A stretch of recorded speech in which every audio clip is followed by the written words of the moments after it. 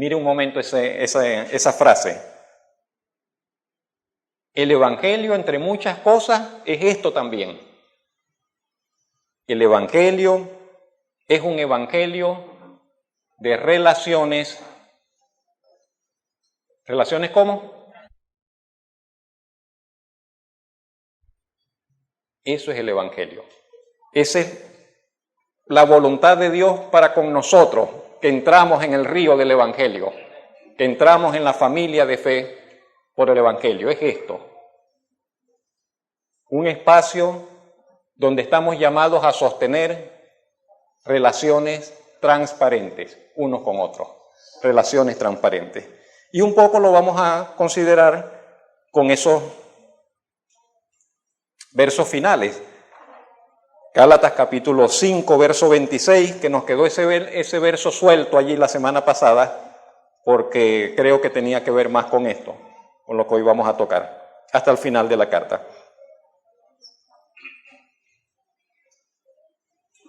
En muchas de sus cartas, Pablo, cuando está por terminar sus escritos, Pablo comienza a dar una serie de recomendaciones finales.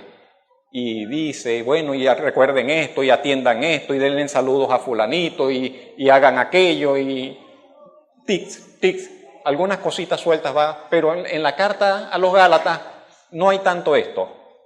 El apóstol Pablo como que continúa su hilo de discurso, su hilo temático, hasta el final de la carta. ¿Qué es lo primero que nos vamos a encontrar? Cuando hablamos de relaciones nos referimos al trato de unos con otros, relaciones interpersonales, relaciones de amistad, relaciones de hermandad, relaciones de compañerismo cristiano.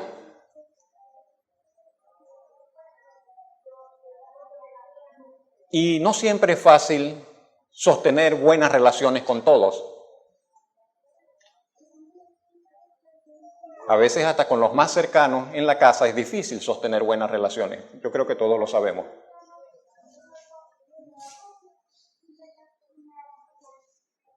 Por varias razones que no vamos a tocarlas todas, pero hay algo que tenemos que hacer. Y lo primero sería esto, según ese verso 26. Hay algunas malas raíces que tenemos que cortar de nuestra vida y de nuestro corazón. Ahí hay 3. El verso 26 dice, no nos hagamos... Nosotros los cristianos, nosotros en la iglesia, nosotros los creyentes, no nos hagamos vanagloriosos, irritándonos unos a otros, envidiándonos unos a otros. Y eso puede estar presente, sí, claro, si no el apóstol Pablo no lo mencionara. Tres malas raíces allí. Vanagloria, lo que tiene que ver con aquella palabra que el apóstol usó, que nos estemos irritando o que la envidia esté presente en medio nuestro. Son 3 aspectos que debemos evitar, que tenemos que sacar. Y si están presentes en nuestra naturaleza humana, nosotros mismos tenemos que cortar eso y sacar eso y pedir la ayuda del Señor para sacar eso de nuestra vida, para sacar eso de nuestros corazones. 3 aspectos y los 3 son malos.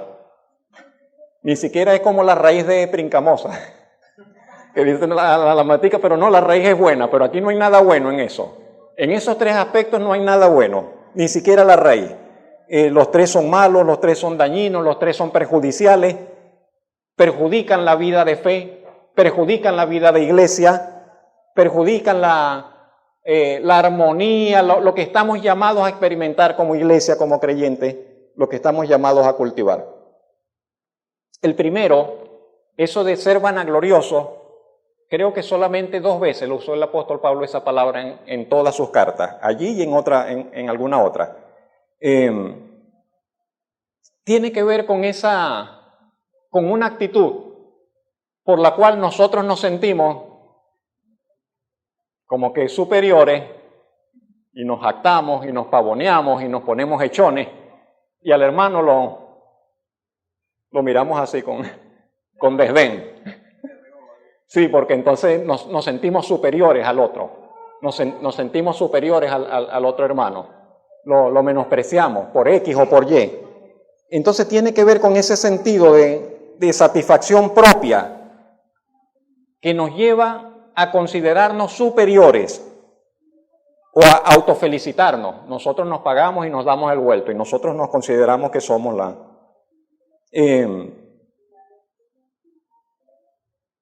inclusive por nuestros logros de fe. Porque es que yo me siento muy espiritual. Ese es un carnal, pero yo soy espiritual. Ese hermano no ora, pero yo sí oro. Ese hermano no se congrega, pero yo sí me congrego fielmente. Entonces, aún a felicitarnos por esos logros espirituales, menospreciando al otro. Y eso no está bien. No podemos ser vanagloriosos. Ahora, la otra palabra del irritarnos, que no nos irritemos, irritándonos unos a otros, tiene que ver es con una actitud de contienda. Con una actitud de, vení pues, vamos a pelear acá, vamos a ver quién tiene la razón. Tiene que ver con una actitud contenciosa, de que me voy con el hermano y siempre que voy con el hermano es para discutir. Y siempre en todo estoy allí como que con un forcejeo, de todo es un conflicto. Esa actitud tampoco conviene en la iglesia. Esa actitud nos perjudica, esa actitud nos daña. Esa actitud de ser pleitista. Pero es que no es que peleo porque... Es que peleo porque peleo con la Biblia. Peleo con la palabra, peleo con mis argumentos, peleo con mi visión del Evangelio y todo es un pleito. Porque yo creo que el que va a administrar acá, él no debería venir así sin corbata, que él debería ponerse corbata, porque yo creo que David debería ser así, porque yo creo que los diáconos deberían ser allá, porque yo creo que el hermano Eudis con ese grupo de valientes debería ser asado. Y todo es una actitud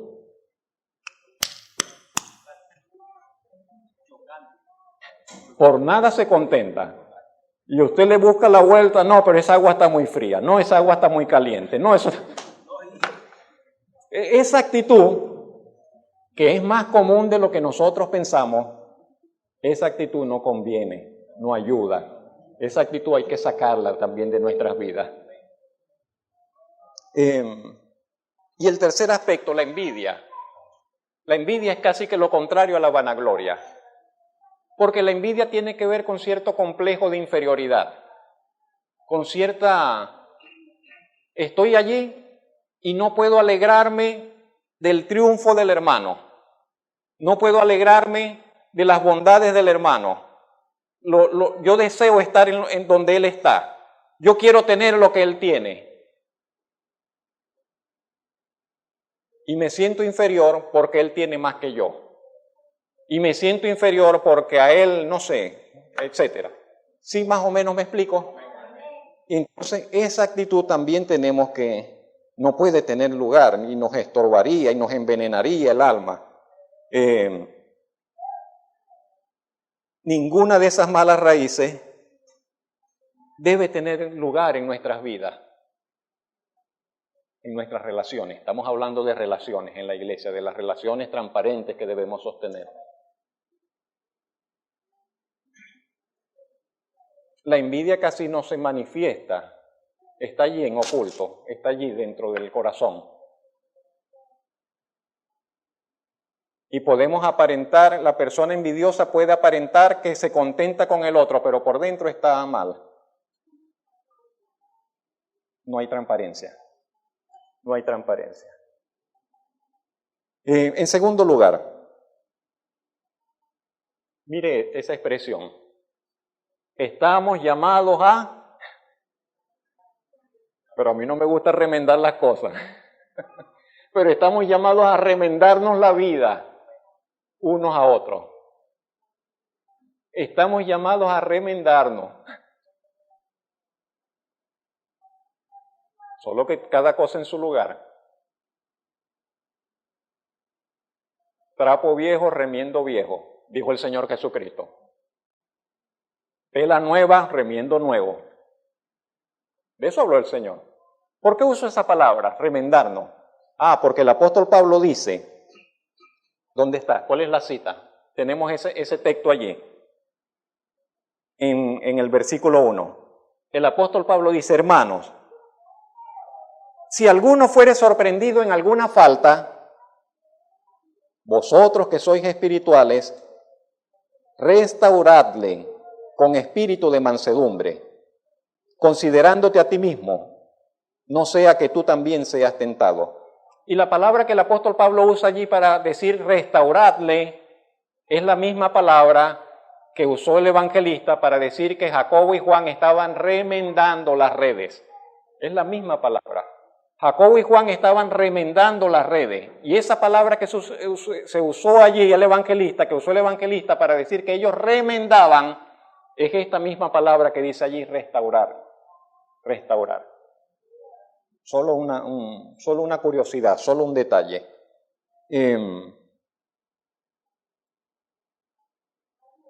Ve un momento esa frase, ve un momento ese verso bíblico.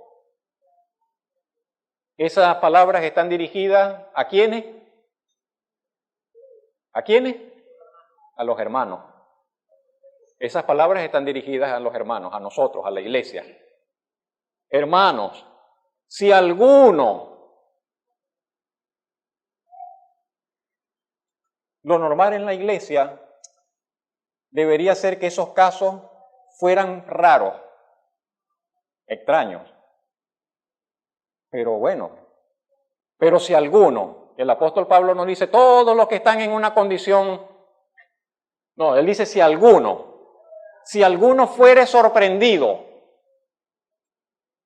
porque no es tampoco que anda descaradamente en una vida de pecado, pero si alguno de la iglesia es hallado, es sorprendido, es encontrado, manifiesta, es sorprendido en alguna falta. Fíjense por dónde va, cómo el apóstol Pablo va expresando. Si fuere sorprendido en alguna falta, el resto, la mayoría, los otros que no están en esa condición, que son espirituales, vosotros que sois espirituales, dice restauradle con espíritu de mansedumbre, considerando tu propia vida. El hermano que está en esa falta, que cayó en esa falta, o nosotros que no hemos caído, o nosotros que estamos de espectadores, somos tan débiles como el hermano que cayó. Somos tan débiles como el que cayó. Y dice, restáurenle, pero teniendo en consideración tu propia debilidad, porque tú también podrías estar en esos zapatos. Tú también te podrías encontrar en esa condición. Y si hoy estamos en pie, es por la gracia y la misericordia del Señor y la fidelidad del Señor. Pero basta que el Señor nos retire sus gracias, basta que el Señor nos retire su ayuda y nos venimos abajo. Todos nos caemos, nos venimos abajo, porque nadie podrá estar en pie por su propia fuerza. Nadie, absolutamente nadie, ninguno estará en pie por su propia fuerza. El obrar, y sin intentar espiritualizar todo, pero el obrar sobrenatural del Señor, el poder de Dios nos mantiene en pie. Y hace posible que una persona pueda vivir una vida de santidad, pueda vivir una vida limpia.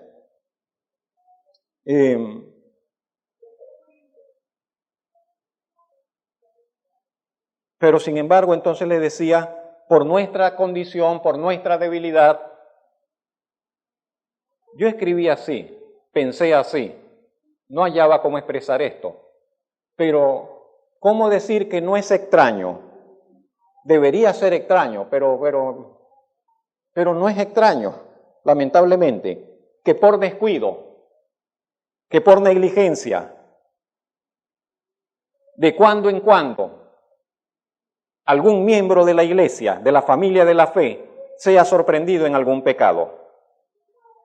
Y estoy hablando de un verdadero miembro de la iglesia, del cuerpo de Cristo, de alguien que de verdad ha sido transformado, de alguien que ha pasado de muerte a vida, de alguien que es nueva criatura. Y lamentablemente, de cuando en cuando, una persona así, que tiene al Espíritu Santo, que ha sido regenerado, que ha sido redimido, que ha sido lavado por la sangre de Cristo, cae en pecado. Y cae en pecado porque ha descuidado su comunión con Dios. No hay otra explicación. Siempre será por eso. Porque un cristiano que mantiene su comunión con el Señor no caerá jamás. El apóstol Pedro dijo, haciendo estas cosas no caeréis jamás. Así expresó el apóstol Pedro. Porque si estas cosas están en vosotros y abundan, dice, no caeréis jamás. Pero cada vez que un cristiano cae, es porque ha descuidado su comunión con el Señor. Y ha dejado de orar, y ha dejado de tener comunión con la palabra, y se ha alejado de la iglesia, y inevitablemente va a caer. No hay manera de que se mantenga en pie si ha descuidado su relación con el Señor. Y no estoy hablando de pecados sexuales, que son los más grotescos, que son los más ordinarios, que son los más comunes en ciertos momentos, etapas de la vida, creo. Pero en cualquier otro pecado, y ahí no está hablando Pablo de un pecado sexual específicamente. Pablo dice, si alguno fuere sorprendido en alguna falta. Entonces, lamentablemente la persona cae y es sorprendida en un pecado que siempre le avergonzará. ¿Sabe que eso hace el pecado? Nos avergüenza. Cuando caemos en pecado, somos avergonzados. Nos avergonzamos nosotros en lo personal para con Dios. Pero las personas, nuestra familia es avergonzada. La iglesia es avergonzada cuando uno de sus miembros anda en pecado. La iglesia es avergonzada, es una vergüenza, el evangelio es avergonzado cuando sus representantes andan viviendo una vida de pecado. Somos avergonzados, la causa de Cristo es avergonzada. Y eso no solo es la vergüenza, sino también la tristeza, también el dolor, pero también las consecuencias, porque el pecado siempre trae consecuencias espirituales y a veces hasta físicas, y no sé si decir a veces, pero el pecado también trae consecuencias físicas. Y estamos hablando de enfermedades, y estamos hablando de muerte, y estamos hablando de distintas situaciones físicas que proceden del pecado.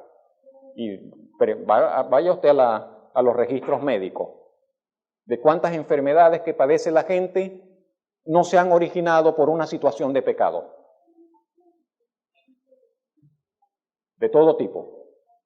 Desde las cuestiones psicológicas, psiquiátricas, hasta las cuestiones físicas.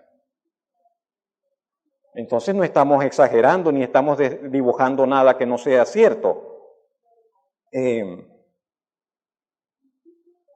Pero esas situaciones que se presentan en la iglesia y que nos afectan a todos y que debemos orar y fortalecernos y tener la meta, el anhelo de que esas cosas estén lejos de nosotros, de nuestra vida. Y que no seamos nosotros el pie que cojea, que no seamos nosotros el miembro enfermo, que no seamos nosotros el que avergüenza. Pero cuando esas cosas suceden, y es normal, bueno, no es normal, pero cuando esas cosas suceden en medio de la iglesia, estamos llamados por el Señor a restaurar a la persona que ha caído. ¿Qué hacemos todos los otros? ¿Vamos a condenar al que cayó? ¿Vamos a echarle látigo? ¿Vamos a decirle fuera de aquí, pecador? Tenemos que restaurarlo. Es lo que dice el apóstol Pablo. Nosotros, dice, tenemos que orar, ir hacia la restauración del que ha caído. Del soldado que cayó herido en la batalla del pecado. Tenemos que ir a restaurarle. Y esa restauración, dice el apóstol Pablo, tiene que abordarse con una actitud de humildad, con una actitud de mansedumbre, sin dejar de considerar nuestra personal debilidad. Y una vez que el hermano ha sido restaurado, la página tiene que ser pasada. Y así como el Señor Jesucristo dice la palabra de Dios, como Dios echó nuestros pecados en lo profundo de la mar y nunca más se olvida de eso, nosotros como iglesia también tenemos que hacer lo mismo. Pasar la página y nunca más echarle en cara al hermano que tú hiciste esto en el pasado. No, ya. Si Cristo lo perdonó, nosotros no somos abogados del diablo para andar sacando los pecados de atrás de la gente y echárselos otra vez en la cara. No estamos llamados a eso, sino a pasar la página y olvidar y abrirnos nuevamente al trato como si nunca hubiera pasado nada. Amén. Una vez que el hermano ha sido restaurado, la página debe ser pasada y debemos permitir que el perdón, que la aceptación, que el amor y la confianza llenen y sanen lo que el pecado había arruinado. Perdón, aceptación, amor y confianza. En tercer lugar, todos. Y ese todos es todo. Ese todos es todo. Todos nos necesitamos unos a otros.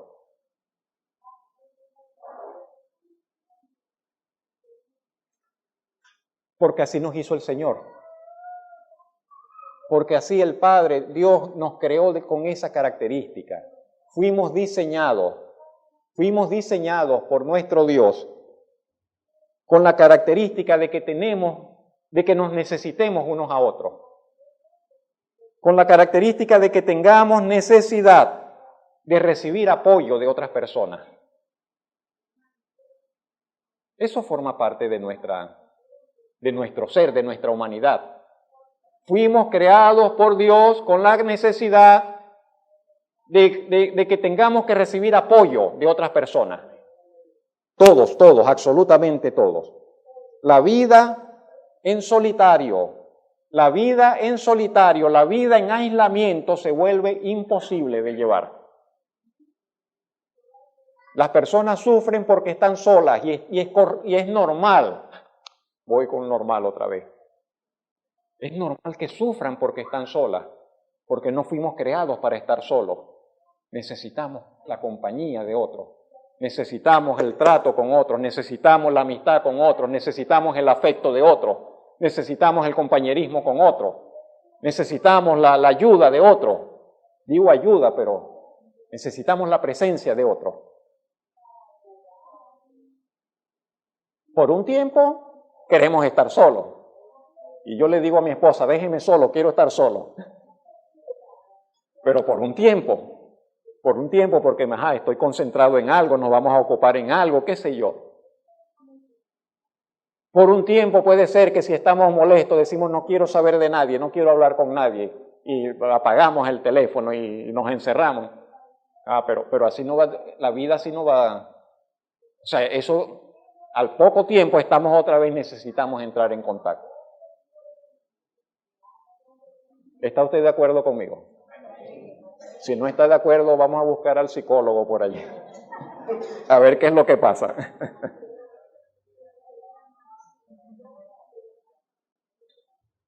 Y aún estando en los caminos de fe, aún estando en los caminos del Señor, donde decimos solo no estoy, el Señor está conmigo, lo cual es verdad.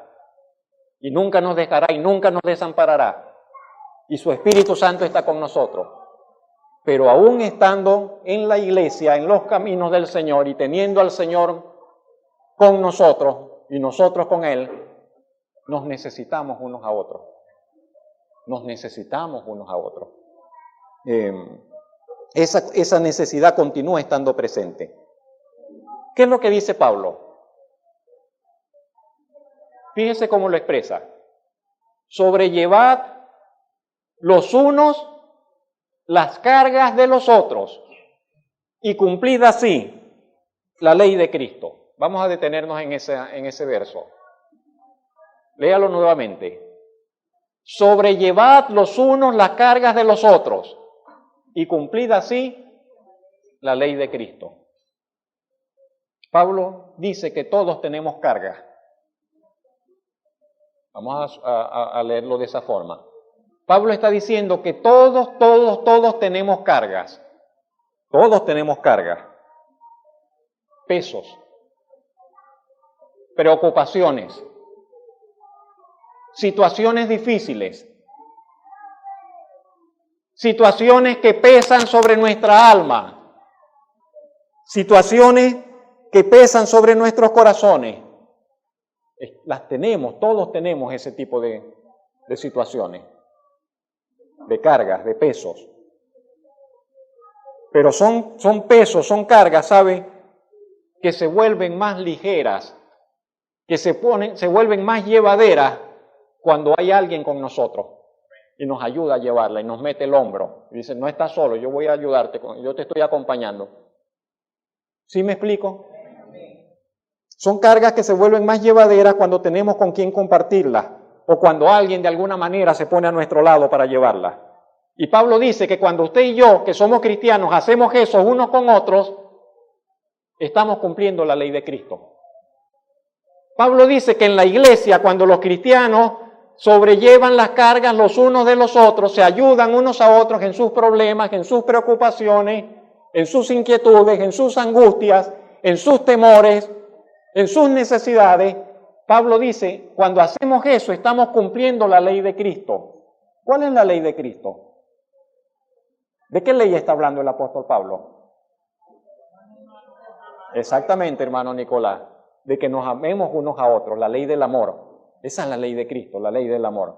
Vamos a leerlo de forma contraria. Quiere decir que cuando yo no ayudo a mi hermano, cuando yo no le acompaño en sus cargas, cuando yo no me presto para eso, porque yo digo, no, que cada quien resuelva su problema. Bastante tengo yo con mis problemas para también yo estar atendiendo los problemas de Wilmer y del hermano Olivia.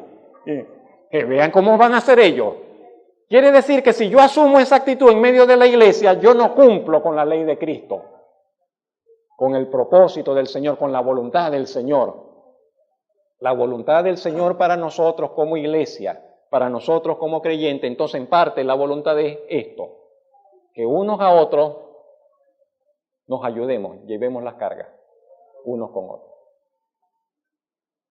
Tiene que ver con tantas cosas, con aprecio sencillamente, tiene que ver con afecto, tiene que ver con amistad, tiene que ver con oración, tiene que ver con, a veces una persona, a veces lo que necesita es alguien que le escuche. A veces solamente eso necesita y la persona se expresó y le dijo al otro lo que le pasaba y se le fue un peso del alma. Compartió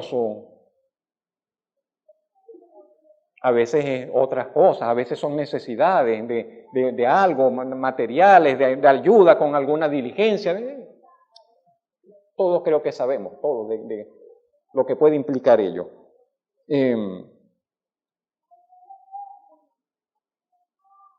Y esa ley del amor del Señor Jesucristo, para que esa ley tenga lugar en medio nuestro, en nuestras relaciones de unos con otros, tenemos que dar lugar al acercamiento.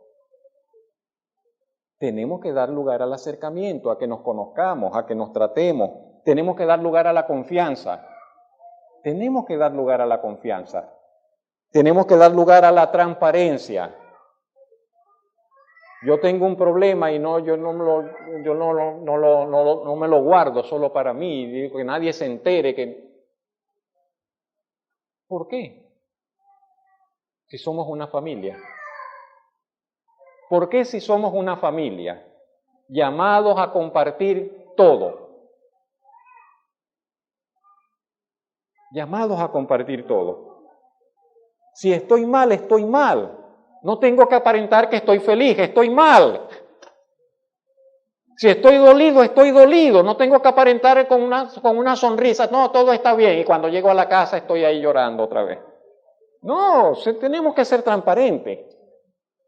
Si estamos tristes y necesitaré la ayuda del hermano, de la hermana. No, hermano, me siento mal por esto y por aquello y tal. Si no, ¿cómo nos vamos a ayudar a entender unos a otros? ¿Sí me explico más o menos?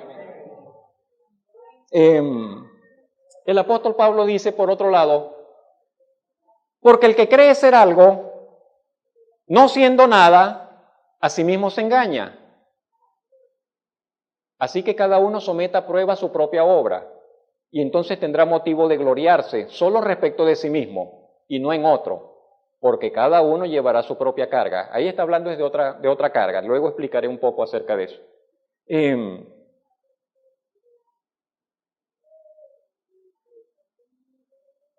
Dice, el que cree ser algo y no lo es, vive engañado.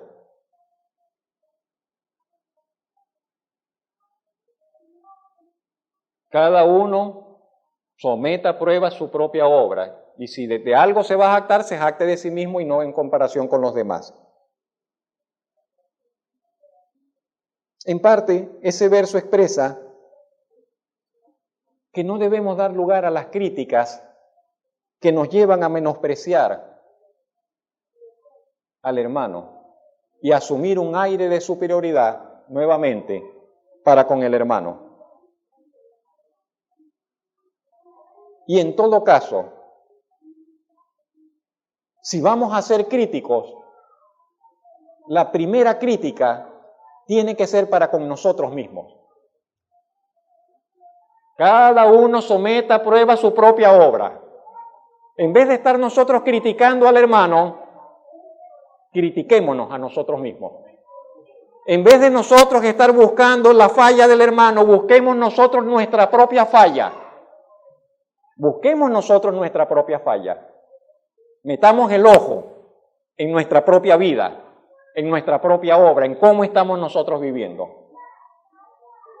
Y luego entonces dice, bueno, tendrás con qué jactarte de ti mismo, te sientes satisfecho como llevas tu vida, pero no en comparación con el otro.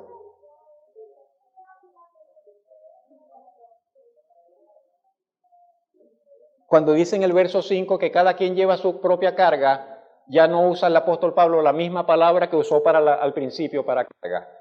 Allí el apóstol Pablo lo que está diciendo es que cada uno es responsable ante el Señor de su propia vida. El hermano no me va a responder a mí, él le va a responder al Señor. El hermano que si viene, que si no viene, que si hace, que si no hace, le va a responder al Señor, no a mí. Pero así también nosotros vamos a responder al Señor. Cada uno será responsable ante el Señor por su propia encomienda, por su propia parte, por su propia carga, por lo que le ha sido entregado. Es parte de lo que el apóstol Pablo expresa. Termina esa parte, el apóstol dice, si alguno, el que es enseñado, dice, haga partícipe de toda cosa buena al que lo enseña, al que lo instruye. Hay un ministerio que tiene cabida en medio de la iglesia, que tiene lugar, que es importantísimo en medio de la iglesia, y es eso que está encerrado en esa palabra, el ministerio de enseñanza. En parte es lo que hacemos, lo que trato de hacer cada domingo. Pero, ¿sabe? No se limita al mensaje de cada domingo. La parte de la enseñanza la necesitamos a todo nivel. Es lo que tratan de hacer las mujeres cuando se reúnen, es lo que hacen los hombres cuando se reúnen, es lo que hacemos los miércoles cuando compartimos algunos temas de doctrina, es lo que hacen algunos hermanos cuando van le piden a alguna persona que está llegando a la fe y le dicen, quiero visitarte, quiero compartir un poco contigo. Lo que llamamos discipulado. Discipulado, compartir las lecciones con las personas nuevas en la fe. Eso está encerrado allí en esa palabra. Y usted tiene cómo enseñar a otros.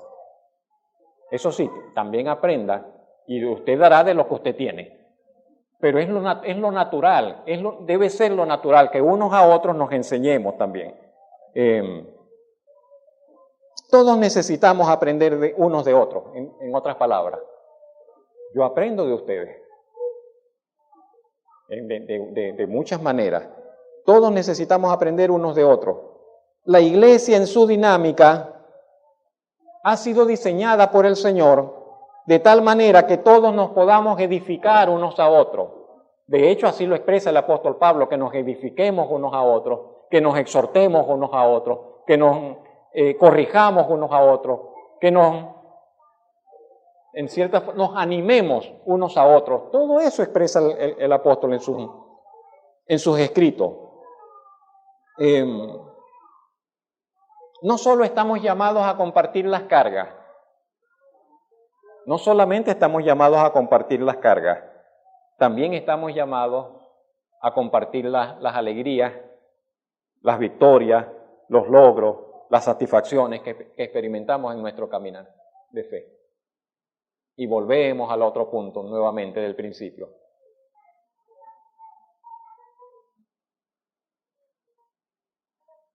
Que cultivemos relaciones, que hagamos más que venir, que nuestro vínculo sea más que esta reunión, es lo que le quiero decir. Preciosa y bendita reunión, que el Señor nos bendiga y nos ayude para que cada semana podamos encontrarnos acá.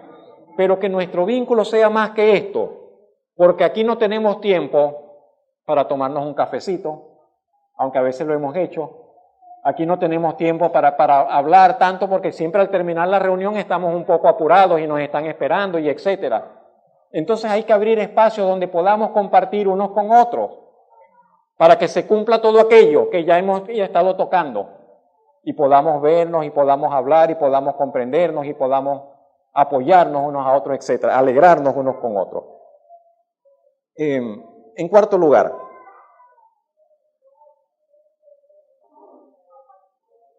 mire esa frase, un poco larga. Pero estamos en la iglesia del Señor, estamos llamados a sostener las más puras relaciones en espiritualidad y bondad unos con otros. A eso estamos llamados. A sostener, a cultivar las más puras relaciones unos con otros. Nada, a que no haya nada feo en nuestras relaciones, a que no haya nada indigno, a que no haya nada oscuro, a que no haya nada pecaminoso.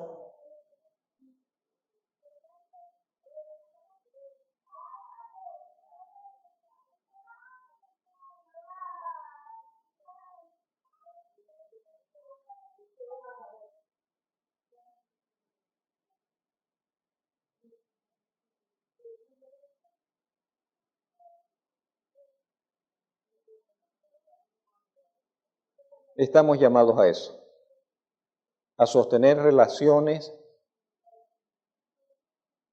puras, limpias, santas, relaciones que no ofenden, relaciones que no defraudan, relaciones que no hieren, relaciones que no hacen daño, relaciones que no perjudican, sino relaciones que enriquecen, más bien, relaciones que enriquecen nuestras vidas, relaciones que nos inspiran a ser mejores personas, mejores cristianos, relaciones que nos llevan a vivir mejor para gloria de Dios y para bien de los que nos rodean.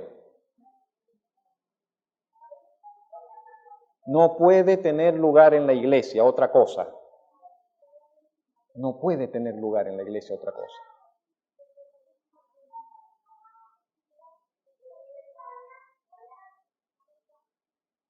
No puede estar, no debe estar en medio de la iglesia alguien que lleve otro tipo de vida.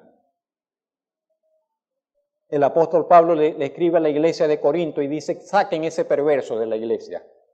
Un hombre que andaba en inmoralidad sexual descaradamente. Y dice, ¿y ustedes van a dejar que ese hombre esté allí llevando esa vida de inmoralidad descarada, pública, así abierta delante de todos? Dice, saquen ese perverso hasta que se arrepienta. Estamos llamados en la iglesia a sostener relaciones puras, limpias.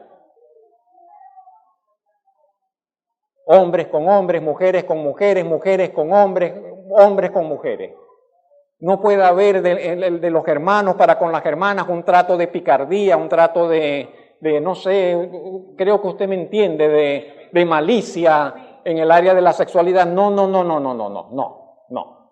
De ninguna manera. No puede haber en medio nuestro costumbres de estafa, de que yo le pido prestado al hermano porque tengo un apuro y después me hago el desentendido y no le pago. No puede ser. No puede haber en medio nuestro relaciones que ofenden al otro, en la cual nos engañemos unos a otros, en la cual nos malpongamos unos con otros. Y estoy hablando no por casos específicos, estoy hablando de manera general, pero sé que estoy hablando de situaciones particulares que se presentan en todas las relaciones y aún en medio de todas las congregaciones. Pero eso no puede estar presente, estamos llamados a esto. ¿Cómo lo expresa el apóstol Pablo? Versos 7 al 10. Pablo dice, tengan algo presente, que nadie se engañe en este asunto, que nadie se engañe en este aspecto. De Dios nadie se va a burlar. ¿Sabe quién es el que importa aquí en la iglesia? El Señor, Dios. No ninguno de nosotros, no el pastor, no, es el Señor. La iglesia es del Señor. La iglesia es del Señor. Y nadie se burlará de Dios. El apóstol Pablo dice, Dios no puede ser burlado. Dios no puede ser burlado. Nadie se burlará del Señor. Y alguien podrá burlarse de otra persona, y alguien podrá burlarse del pastor, y alguien podrá burlarse de la iglesia. Pero de Dios jamás nadie se burlará impunemente. El que pretenda burlarse de Dios, el juicio, la disciplina del Señor, el castigo del Señor caerá sobre esa persona. De Dios nadie se burlará, dice el apóstol Pablo. Ahora él lo expresa de la siguiente manera.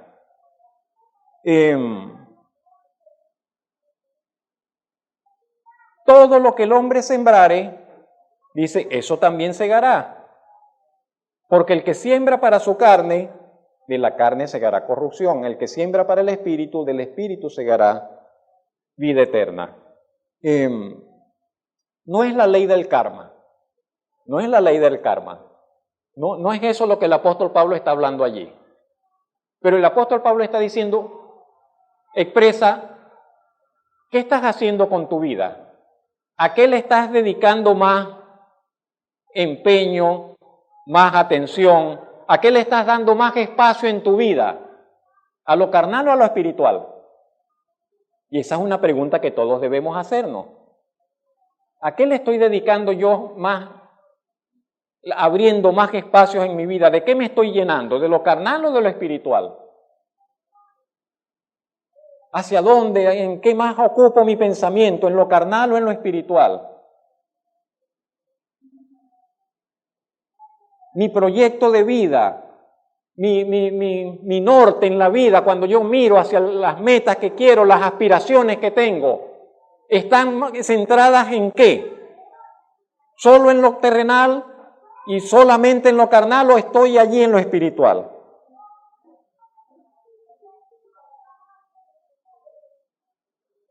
Por otro lado, relacionándolo con lo anterior, es como que si el apóstol dice, si nosotros unos con otros nos tratamos carnalmente, de forma indebida, vamos a tener unas consecuencias con ello. Y vamos a sufrir las consecuencias de esa conducta y de ese proceder. Si asumimos una actitud y un proceder carnal y poco espiritual para con nuestros hermanos y para con las personas en general, vamos a recibir por la misma voluntad de Dios y disposición del Señor las desagradables y penosas consecuencias de tal proceder. El que siembra, dice el apóstol Pablo, el que siembra, no somos agricultores, pero todos entendemos la figura. El que siembra, el que alimenta, el que abre espacios y oportunidades para la carne. ¿Cuál carne? Para los deseos pecaminosos, para las inclinaciones pecaminosas. El que abre espacio en su vida para las inclinaciones pecaminosas recibirá por ello las malas consecuencias de eso. El apóstol Pablo dice, ¿cosechará qué?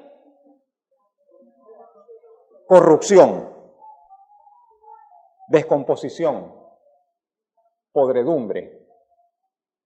Todo eso está encerrado en esa palabra. Dice, te dedicas a eso, siembras eso, dice, vas a cosechar descomposición, podredumbre, corrupción. Pero el que siembra, el que alimenta y abre espacios y oportunidades para el Espíritu, para su nueva vida en Cristo, definida por los valores espirituales del reino de Dios. El que siembra para el Espíritu, el que abre espacios y oportunidades para el Espíritu, el que está buscando, voy a ver cómo puedo hacer más esto, voy a ver qué me puede acercar más al Señor, voy a tratar de crecer en esto, tengo que proponerme acá que el Señor tome control de esta área de mi vida. Y el que está laborando todo el tiempo en ello, dice, también entonces esa persona cosechará y cosechará vida eterna. Cosechará vida eterna. Es una ley. Es una ley del Señor. No perderá su esfuerzo, no perderá su tiempo, no cosechará vida eterna. Y esa vida eterna le llenará de plenitud, de satisfacción. Esa vida espiritual le llenará de plenitud, de satisfacción, de esa. El llamado, por tanto, que dice el apóstol es que no nos cansemos. Siguiente texto. Dice, no nos cansemos. Por lo tanto, puesto que esto es así, dice el apóstol, no nos cansemos. Puede ser que nos cansamos. Puede ser que desfallecemos. Puede ser que en algún momento usted diga, pero vale la pena este esfuerzo, pero vale la pena esto que estoy haciendo, tendrá sentido esto que estoy haciendo, esto que me estoy proponiendo. Y el apóstol Pablo dice, sí, tiene sentido. No se canse, insista, no se canse de hacer el bien, dice, porque a su tiempo usted va a cosechar. A su tiempo segaremos, si no desmayamos. Y insiste el apóstol, si no desmayamos. Así que no, cobre ánimo y adelante. Está en el camino donde tiene que estar. Y refuerce las cosas que tiene que reforzar. Así que, como concluyendo esa parte, según tengamos oportunidad, hagamos bien. ¿A quién? Hagamos bien a todos, cristianos y no cristianos. Hagamos bien a todos. ¿Tiene usted la oportunidad de hacer el bien a alguien que está en necesidad? Hágale el bien. No importa si usted no lo conoce. No importa si la persona es no cristiana. No importa si es una mala persona. No importa si es su enemigo. Si su enemigo, dice la Escritura, tiene sed y le pide agua, dele usted agua. Dele agua y sacie su sed. Y si tiene hambre, dele de comer. Y no diga, la estáis pagando. No. Si su enemigo tiene, entonces dice, hagamos bien a todos.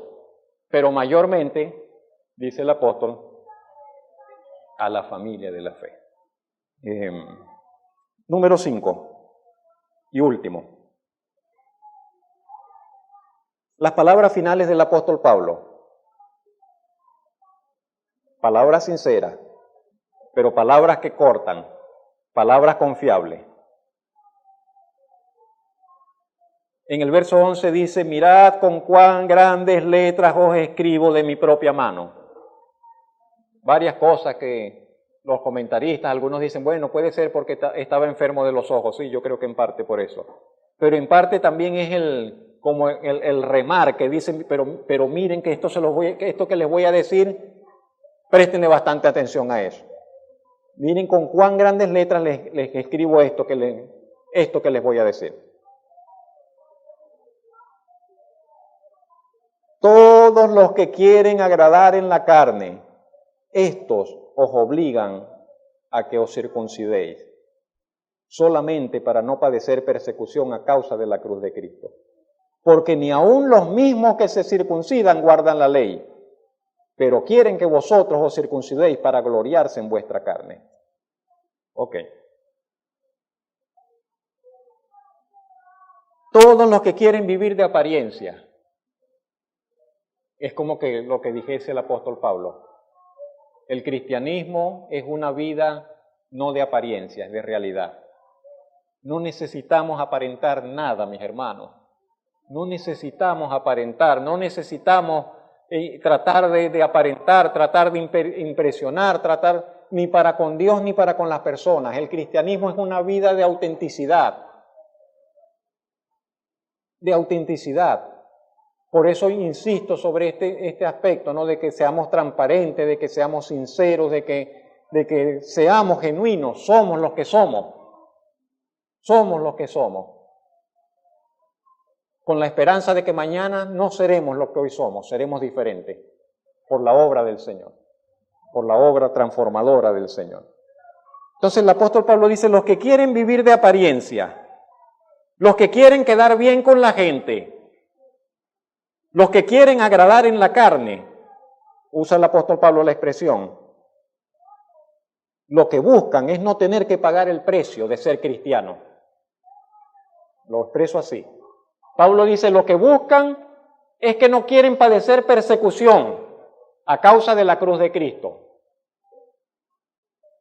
Si alguien pregunta, ¿hay un precio que pagar por ser cristiano? Sí, hay un precio que pagar por ser cristiano. No para ser salvo, Para nuestra salvación el Señor Jesucristo pagó el precio completo. Pero hay un precio que pagar por ser cristianos. Hay un precio que pagar por ser cristianos. En este mundo, en esta sociedad en la cual vivimos. Y por ser cristianos, entonces los jóvenes, los adolescentes que están en el colegio, que están en el liceo, se burlan de ellos. Ese es su precio por pagar por ser cristiano. Pero el precio de ser cristiano para el hombre que está trabajando es que entonces a veces inclusive le tocará perder el trabajo. Porque en el trabajo le dicen tienes que hacer esto y es algo que es contrario a la palabra de Dios. Y como cristiano profesional él no puede entregarse a hacer esa vagabundería, esa ilegalidad en el trabajo. Dice o lo haces o te vas. Y el precio será por ser cristiano que tiene que irse y perder el trabajo para no participar de esa ilegalidad. ¿Sí me explico? Hay un precio de ser cristiano. El precio de que tus amigos te rechazan, que los amigos con los cuales antes tenías ya no quieren saber nada de ti. El precio de, no sé, de tantas cosas, de la persecución inclusive. El precio que están pagando nuestros hermanos que están allá en los países islámicos. El precio que están pagando nuestros hermanos que están allá en la India. Les queman las iglesias, los persiguen, los asesinan por ser cristianos y no hay otra opción. ¿O qué? ¿Eres cristiano? Y entonces ese es el precio de ser cristiano. Hay un precio de ser cristiano. La cruz de Cristo. La cruz de Cristo. Y entonces el apóstol dice, esos son que están allí con ustedes, que están ahí tratando de seducirles, son unos falsos, son unos hipócritas. Hipócritas, dice el apóstol, porque ellos le dicen que ustedes hagan eso y ni ellos mismos guardan la ley. Son unos falsos. Quieren que ustedes se circunciden para que guardar la ley, pero ni ellos mismos cumplen la ley, dice el apóstol Pablo. Insisten en tales demandas para felicitarse, para decir, bueno, finalmente, mira, hicieron lo que le dijimos. Los convencimos. Hicieron lo que se nos sometieron. Usted no tiene idea de cuánta gente quiere que usted se le someta. Usted no sabe qué satisfacción malvada hay en el corazón del hombre, que el hombre quiere que otros se le sometan, que otros se le arrodillen, que otros se le doblen delante de ellos. A todo nivel. A nivel político, a nivel jurídico, a nivel religioso también. Bendito el Señor que nos liberó de toda esa esclavitud y que solamente a Él tenemos que estar. Y lo único entonces que dice el apóstol Pablo, verso 13, dice, aquellos se quieren gloriar en eso. Siguiente. Y dice el apóstol esta hermosa expresión, pero desafiante también para nosotros, dice, pero lejos esté de mí gloriarme, sino en la cruz de nuestro Señor Jesucristo. Pablo dice, no me voy a gloriar en nada, sino en la cruz de Cristo, por quien el mundo me es crucificado a mí, y yo al mundo. Ese era Pablo. Y Pablo dice, Pablo, el judío, el hebreo de hebreo, Pablo, el que se crió a los pies de Gamaliel, Pablo, el gran rabino, Pablo, y Pablo dice, estoy muerto a esa vida. Como que usted dijese, pero el ingeniero, aquel hombre, dice, no, ya esa vida terminó para mí. Ya esa vida murió. Ya eso quedó atrás. El antiguo mundo de Pablo, que no era el mundo de pecado, era el mundo de esas glorias judías, privilegio de hombre importante en su medio, quedó en el pasado y él se considera muerto a lo que esa vida representó y significó. Está muerto, dice el apóstol Pablo, para los intereses de esa vida y el ambiente de esa vida, porque él se considera una nueva creación. Es lo que dice en la siguiente frase, en Cristo Jesús ya la circuncisión no vale nada. En Cristo Jesús la incircuncisión tampoco. Lo que cuenta es una nueva creación. Y eso es lo que importa y lo que nos debe importar, mis hermanos. Que somos una nueva creación, una nueva criatura en Cristo Jesús. Que estamos llamados a vivir según la perspectiva de una nueva creación. No sé en qué va a parar este mundo. No va a parar bien, no va a parar bien. No va a parar bien. Las organizaciones humanas, las Naciones Unidas no van a resolver esto, porque el mal no es económico, porque el mal no es administrativo, porque el mal no es asunto de sistemas de gobierno, el mal es un mal espiritual que está instalado en el corazón del hombre. El mal es algo que está en el corazón humano y que lo lleva a enseñorearse y a destruir la vida de su semejante. Y eso no lo van a arreglar leyes humanas. Por eso no tengo mejores expectativas con este mundo, con este sistema. La buena noticia es que nosotros no pertenecemos a este sistema. Estamos acá, pero no somos de acá. Estamos aquí en el mundo, pero no somos de este mundo. Y nosotros no debemos soñar con las glorias de este mundo, porque este mundo va a pique. Nosotros tenemos que soñar con las glorias del mundo venidero, de la nueva creación en Cristo Jesús, cielos nuevos y tierra nueva en los cuales ha de morar la justicia para gloria del Señor. En eso estamos, hermanos, y para eso estamos acá. Bendito el Señor.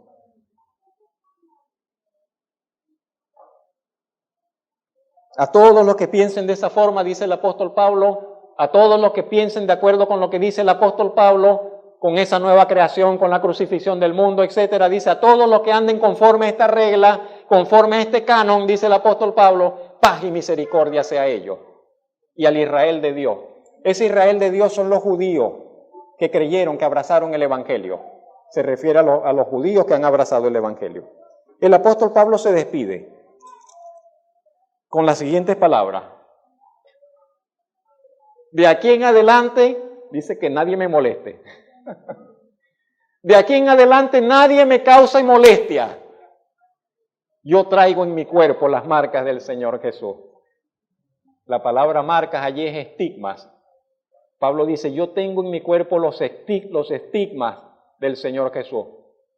Y todos, la mayoría, todos piensan que eso se refiere a las cicatrices que el apóstol Pablo tenía en sus espaldas, en su cuerpo, por todas las veces que él fue azotado, que él fue latigado.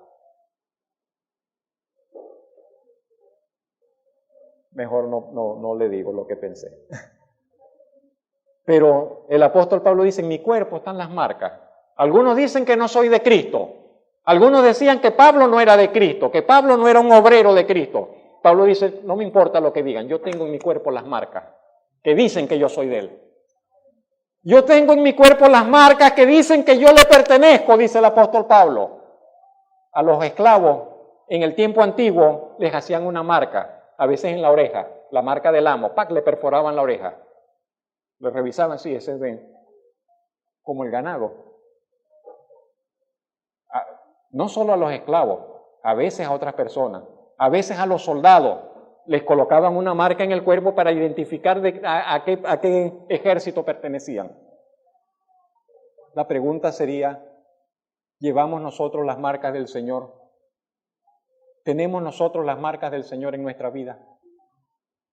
¿Tiene usted las marcas del Señor? ¿Se ha dejado usted marcar? ¿O el Señor quiere ponerle la marca y usted está corriendo porque usted no quiere dejarse marcar por el Señor? ¿Se ha dejado usted marcar por el Señor? El Señor quiere poner su marca sobre su vida. Déjese marcar por el Señor. Pablo termina con las siguientes palabras. Hermanos, ha sido fuerte en la carta con ellos, pero él los tiene por hermanos. Les ha exhortado muy severamente, pero él les dice, hermanos, la gracia de nuestro Señor Jesucristo sea con vuestro espíritu. Y termina con un amén, que tampoco abunda en muchas de sus cartas, pero allí lo pronuncia. Y yo termino. Los hermanos diáconos se van preparando para los elementos de la Santa Cena. Yo termino con algunas preguntas. ¿Somos suyos? ¿Somos del Señor por entero?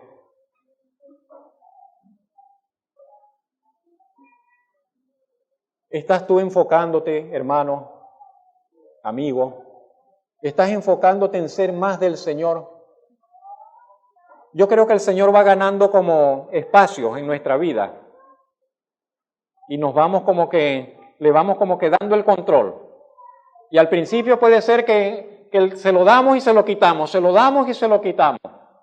Y dejamos que Él nos guíe y a veces no, nosotros queremos agarrar nuestro propio.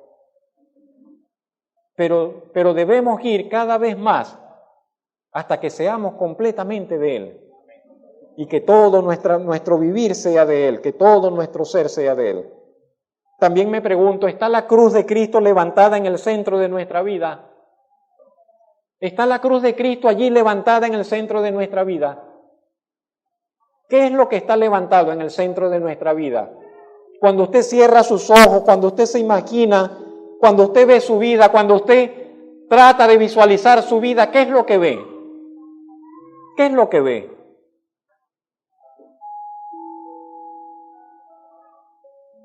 Que el Señor nos ayude a que podamos visualizar la cruz de Cristo en todo el centro de nuestra vida, como el lugar más importante, como el punto a donde llega todo nuestro vivir, llega esa cruz y de allí vuelve a salir. Y la cruz está ahí reinando en el centro de nuestro vivir. ¿Estamos aprendiendo a gloriarnos en la cruz de Cristo? Si alguno se avergonzare de mis palabras, yo también me avergonzaré de él, dijo el Señor. Que ninguno de nosotros se avergüence, porque no hay motivo de vergüenza en la cruz de Cristo. Al contrario, todo lo contrario. ¿Es nuestra fe lo suficientemente valiente para enfrentar la persecución de la cruz? Pídale al Señor que le dé una fe valerosa. Pídale al Señor que le dé una fe valiente, que no se apoque, que no se acobarde delante de ninguna circunstancia.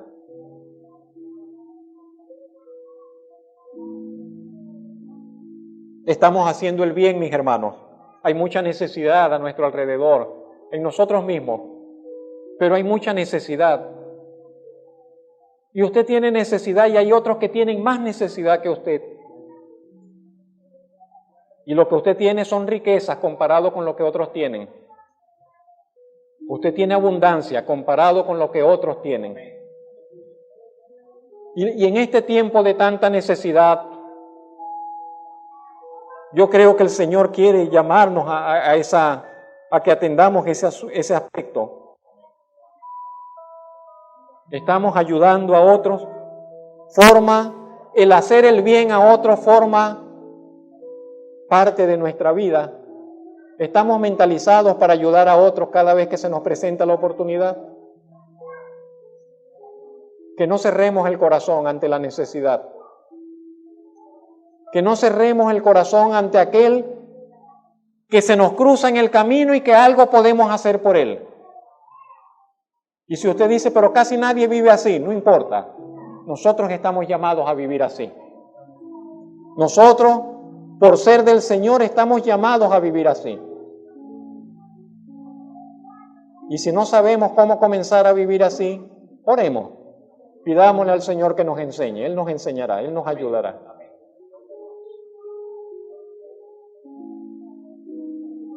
¿A qué le estás dando más importancia, mi hermano? ¿A lo carnal o a lo espiritual?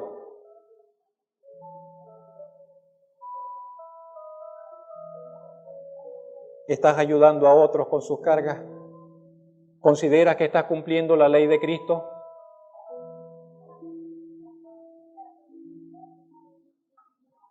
Señor, queremos darle gracias. Bendito Padre Celestial.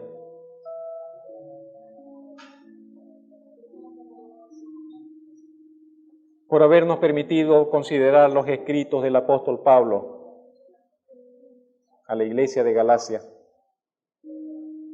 Queremos darle gracias, Señor, por lo que allí se nos ha comunicado, Señor, para nuestra vida, para nuestras relaciones, para nuestro entendimiento, para nuestro crecimiento en el amor, en la fe, en el servicio, para el fortalecimiento de nuestra identidad como hijos suyos, Señor, que somos.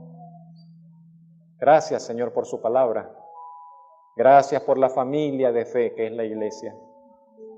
Gracias por producir en nosotros el querer y el hacer.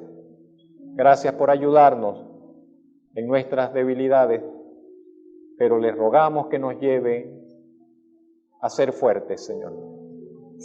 Les rogamos que nos lleve, Señor, hacia la madurez, que usted nos conduzca, Señor, de la mano hacia esa vida madura, estable, firme, con propósito, caracterizada, Señor, por el vivir en su voluntad. Esa vida que es predominantemente espiritual, en lo cual lo carnal cada vez está más lejos, Señor. Pedimos, Señor, que usted produzca ese deseo, ese querer y ese hacer en nosotros. Que usted nos santifique cada vez más. Que la obra que usted está realizando se perfeccione en cada uno de nosotros. Le damos muchas gracias, Señor, que nos ha llamado para cosas tan excelentes. En Cristo Jesús. Amén.